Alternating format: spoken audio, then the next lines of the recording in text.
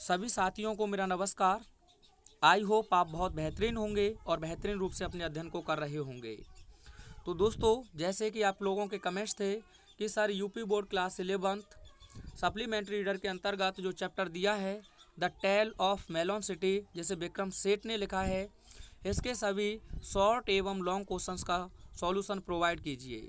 तो आइए आपकी डिमांड पर हम इस चैप्टर के सभी शॉर्ट एवं लॉन्ग क्वेश्चंस का सॉल्यूशन बिल्कुल आसान शब्दों में देखते हैं।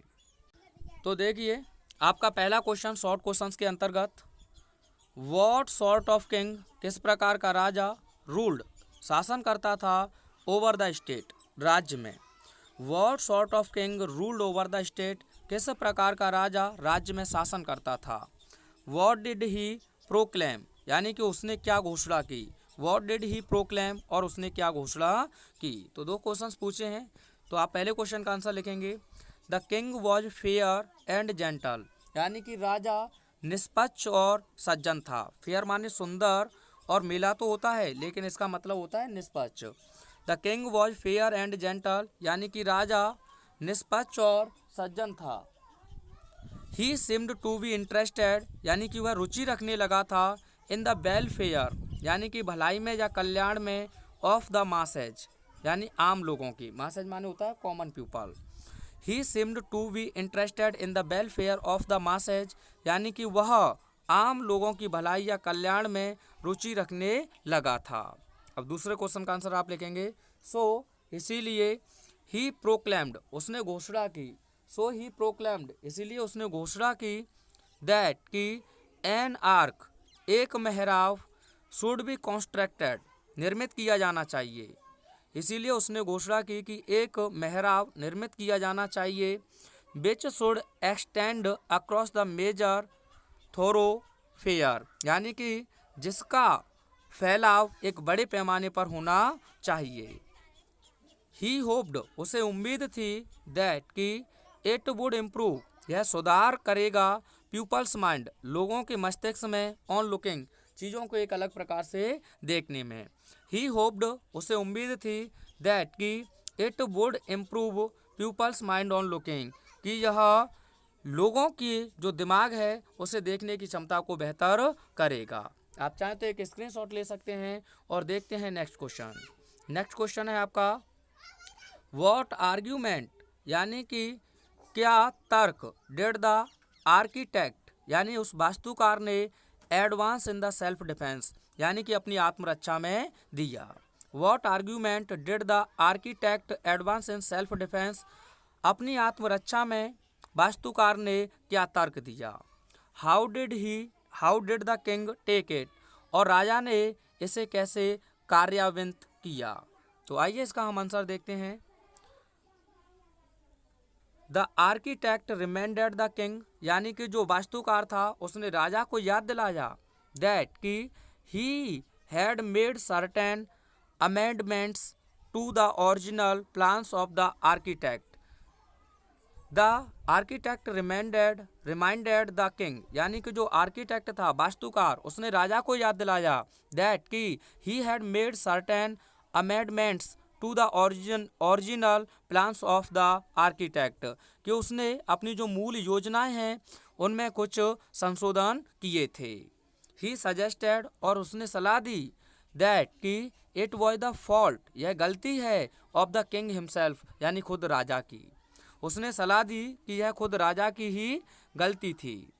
ऑन हियरिंग इट, इस बात को सुनने पर, द किंग बिकेम, यानी कि राजा हो गए, सो एंग्री, इतने नाराज, यानी इस बात को सुनने पर राजा इतने नाराज हो गए, दैट कि ही नियरली लॉस्ट हिज एबिलिटी, कि उन्होंने लगभग अपनी क्षमता को खो दिया, टू एक्ट, कार्य करने की, सेंसुअली, समझदारी पूर्वक, और कामली, और शांति पूर्वक, यानी इस बात को सुनने पर राजा इतने क्रोधित हो गए कि वह लगभग शांतिपूर्वक और समझदारी पूर्वक कार्य करने की अपनी क्षमता को खो दिए। ये बात सही है, आप क्रोध में अपनी समझदारी को खो देते हैं, यानी कि क्रोध विनाश का भी एक कारण है।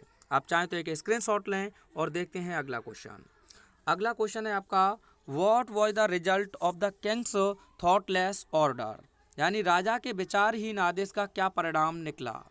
तो आप आंसर लिखेंगे द किंग ऑर्डर, यानी कि राजा ने आदेश दिया दैट कि समवन बी हैंग्ड इमीडिएटली, कि किसी को तुरंत ही फांसी दी जाए। द किंग ऑर्डर यानी कि राजा ने आदेश दिया दैट कि समवन बी हैंग्ड इमीडिएटली, कि किसी भी व्यक्ति को तुरंत ही फांसी दी जाए। हैंग्ड का मतलब होता है फांसी पर लटकाना। सो इसीलिए the noose was set of, यानी कि जो फांसी का फंदा था उसे लगाया गया सम वॉट हाई, यानी किसी भी प्रकार से ऊंचा। Each man was measured one by one, और एक एक करके प्रत्येक व्यक्ति को मापा गया। Only one man was found tall enough to fit the noose, केवल एक ही व्यक्ति को उस फंदे के लिए उपयुक्त लंबा पाया गया या पर्याप्त लंबा पाया गया। ही वॉज द किंग, वह राजा था। He was hanged by the royal order, और उसे शाही आदेश के अनुसार फांसी दे दी गई। थस इस प्रकार से the king paid with his life, इस प्रकार से महाराज ने अपने जीवन को अदा कर दिया फॉर, आगे देखते हैं, फॉर हिज थॉटलेस ऑर्डर, यानी कि अपने विचारहीन आदेश के लिए। ठीक है, अगला क्वेश्चन देखिए मेरे प्यारे साथियों। अगला क्वेश्चन है what custom of the citizens is refer to in the tale, how did the ministers decide to observe it, यानी कथा में नागरिकों के किस रिवाज के बारे में बताया गया है और मंत्रियों ने इसे देखने का कैसे निश्चय किया। तो आप आंसर लिखेंगे it was their custom to choose the new ruler of their state. It was their custom, यह उनका रीत रिवाज था, टू चूज चुनने का, द न्यू रूलर यानी कि एक नया शासक, ऑफ देयर स्टेट अपने राज्य के लिए, हुएवर जो कोई भी, पास्ड गुजरेगा, द सिटी गेट यानी कि सिटी गेट से होकर, the first of all the next day यानी कि अगले दिन सबसे पहले। It was their custom to choose the new ruler of their state whoever passed the city gate of all the next day, यानी कि यह उनके राज्य के नए शासक को चुनने का एक उनका रीत रिवाज था कि जो पहला व्यक्ति नगर द्वार से गुजरेगा केवल उसे ही अगला क्या बनाया जाएगा, would have the right to choose the ruler of the state, उसी को अगला राजा चुनने का अधिकार प्राप्त होगा। This method of the random, यानी कि यह जो चयन करने का जो तरीका था रैंडम, यानी कि एक तानाशाही था। Choice excluded dynastic rule as well as कैनस्पेक्टिक्स, यानी कि कैनस्पेक्स माने होता है एक तरीके से आप षड्यंत्र कह सकते हैं, यानी इस प्रकार का चयन करने से राज्य को एक तानाशाही व उसके षड्यंत्रों से स्वतंत्रता क्या होगी, मिल जाएगी। और कहते हैं द मिनिस्टर्स, मंत्रियों ने decided to observe it with proper formality, यानी कि मंत्रियों ने इसका उचित औपचारिकता के साथ पालन करने का निर्णय किया। आप चाहें तो स्क्रीनशॉट लें और देखिए अगला क्वेश्चन।